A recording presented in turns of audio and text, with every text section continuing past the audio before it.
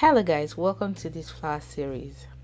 Artificial flower has been unbearably expensive in recent times, and it's time to start making your own realistic looking sugar flowers. That's why we thought to bring you this video. Here I have my multiple petal cutter. I have different sizes, and my brush, which I'll be using with my glue over here. I'll show you how to make this glue later. My balling tool, this is the type I'm using, but this is what most of you might have, so this is okay to use. This is good. Here I have my foam board. It comes in pair, the one that has hole for my wires and the white one. My scissors, my rolling pin, and icing sugar. I put a net at the top to control it. There are individual petal cutters down there, and my silicone chocolate sphere mold, my center styrofoam board, and ziploc bag. So I'm going to knead this gum paste properly. I have a video on how I made this gum paste. Please check the eye icon above or the description box below for the link to this video. I'm just going to set it aside and put the board on the multiple petal cutter. As you can see, you need to have allowance at the top, but this little one here doesn't have the allowance I would need. I'll explain better later in the video. I'm just going to color my paste. I'm using a little here. I'm using electric red. I'm using a little because it's going to activate and become intense later. So it's time to roll my gum paste. I'm going to release more videos of different varieties of flowers in this series, so do well to subscribe to this channel so you don't miss it when I release the video. When rolling my gum paste, I would ensure it's very thin. The thinner the better, because it helps your flower to be less heavy. I'm using the big multiple petal cutter here. I'm also going to use the smaller one so that I can actually explain what I was trying to explain earlier to you. Please note that whenever you cut out your petal or gum paste, you should secure in a ziploc bag. See, as you can see, the petal isn't covering the top of the board, but compared to the bigger one, it's covering it, and when we frill it later in the video, it's going to cover it better. That's what I was trying to explain. Now the individual cutter, I'm just looking for the next size, the next petal size. Look at this, you can see the allowance inside, so that's how you know that that's the next size from the petal size. Now I need another size that is bigger than this one that I have here, which is these two that I've just set aside. So I'm just going to cut out 4 of the smaller size.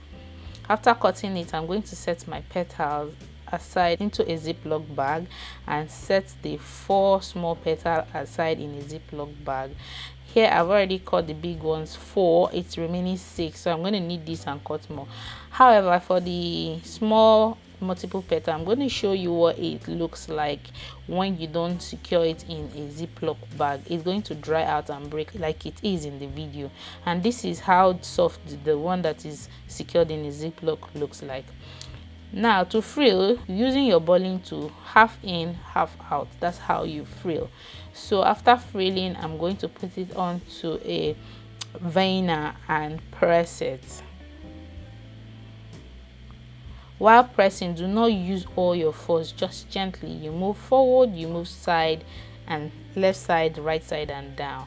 Then what I do is I put it on my chocolate sphere mold to sit properly. I'm just going to manipulate the ends of the petal. It doesn't have to be the same. The imperfection is its perfection.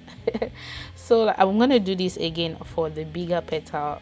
Halfway in, halfway out. The balling tool has to be halfway in, halfway out. Then I'm going to vein it on the silicone veining mold, and it's going to give it its texture. So the same way I'm going to do the same. It doesn't have to look the same, you can make it different. I'm going to do this to all the petals and set them aside. After repeating this method on all the petals, I'm going to also frill the multiple petal. Doing this too, I'm going to use my balling tool. The same technique, halfway in, halfway out. You don't want to press so hard it would tear. So you need to use the boiling tool at the edges of your petal so as to get that perfect result. You can see that when you put the boiling tool and you slide through the petal lifts itself up, giving you that realistic looking petal look.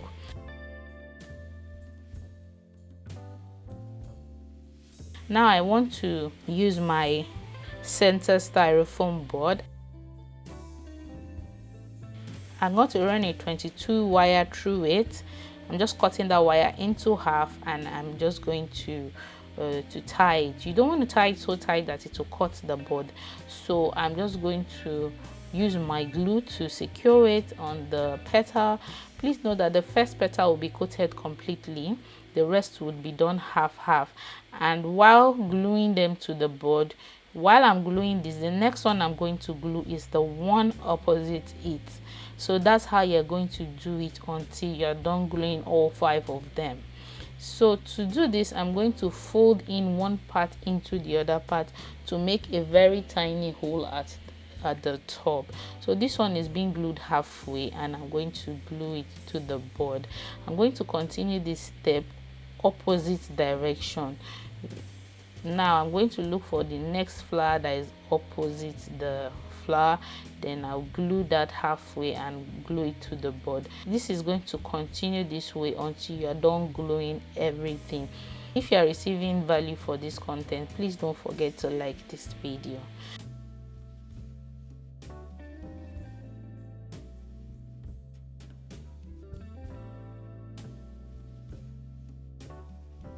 This is what the board looks like, looking realistic. At this stage we are not done. In some cases you are done here if you want to make flower board, but in this case we want to make flowers. So the second petal, multiple petal, we are going to glue all halfway, but in this case we are going to be gluing it one after the other, not opposite. So it's just going to follow their cells, and it's glued halfway so you can actually open the petal the way you want. This is already taking shape. Now we're going to move on to the individual petal. Remember, we cut 4 of the small one, so now we are going to be adding this small petal.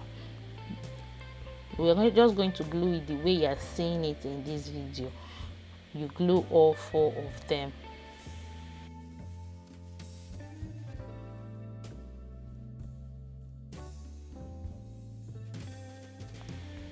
If this is real value and you're enjoying it, please don't forget to share it to somebody who might need it, or who is struggling with flower, or who is spending so much on artificial flower, so that they can actually save money in this period.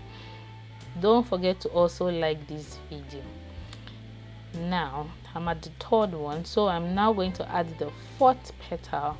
You can see that the flower is already taking shape already, looking really pretty.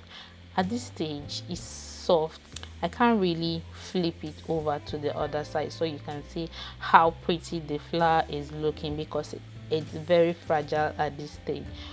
So after adding the 4, now I'm going to add the 5. Remember, we did 4 of the small one, 5 of the big one, and another 5 of the big one. So I'm going to add the first 5, then I'm going to add the next 5. At this stage you might be scared that, oh, it might just fall off. Please note that the petal has already rested and it has taken shape. That is why the edges are not just falling down, because they have rested for about 30 minutes and it has taken shape. It's not exactly hard, but it's stable to an extent.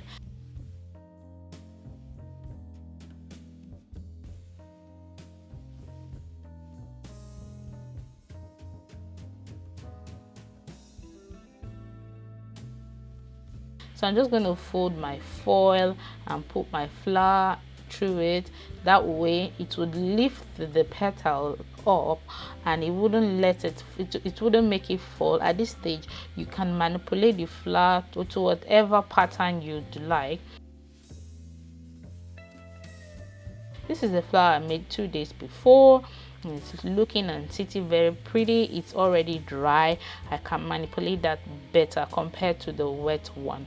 The next part is the calyx. At this point I couldn't find my cutter, so I had to improvise. So when it comes to flower making, you can improvise on some kind of things, only that it will take you more time.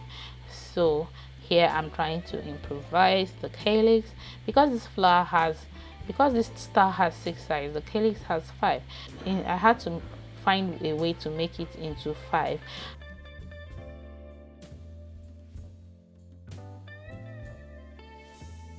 I'm cutting the edges to give it that realistic look. Then I'm going to ball each leaf or petal of the calyx, and I'm going to frill the ends after balling it. I'm going to use this tool to frill in and frill out. You don't want to frill all the way from left to right because the leaf will lose its shape, so you're just frilling into the middle from left to right. I'm just gluing the middle and halfway down the petal. You don't want everything to glue totally, you just want some just sticking out and hanging up so it looks realistic. I'm just gonna pinch the edges so it looks so real, which looks like the real thing at the moment. It's easier to work with this flower because it has already dried. Normally I let it dry maybe a day before I add the calyx, but you see what happens when you don't let it dry and you try to add the calyx. You can actually do this, but I'd advise you let it dry for some time before you add the calyx to the wet flower. So this flower is going to be difficult to work with, especially when adding the calyx, because the edges are still drying, the petals are still drying. So I'm just gonna put this. You'd see how the shape of the flower would turn. Can you see it's not exactly round because I'm trying to manipulate it the way I want it to be. So I'm just going to quickly put it back into the foil so it doesn't lose shape. Then I'm going to go further with my brush to manipulate the petal into this. This is what both flower looks like. Please note that I'm not going to be dusting this flower at the moment because this is a series, and at the end of the series I'm going to dust all flowers and I'm going to make it into a bouquet. Hope you enjoyed this video. Thank you guys for watching. Watch more videos. See you next time.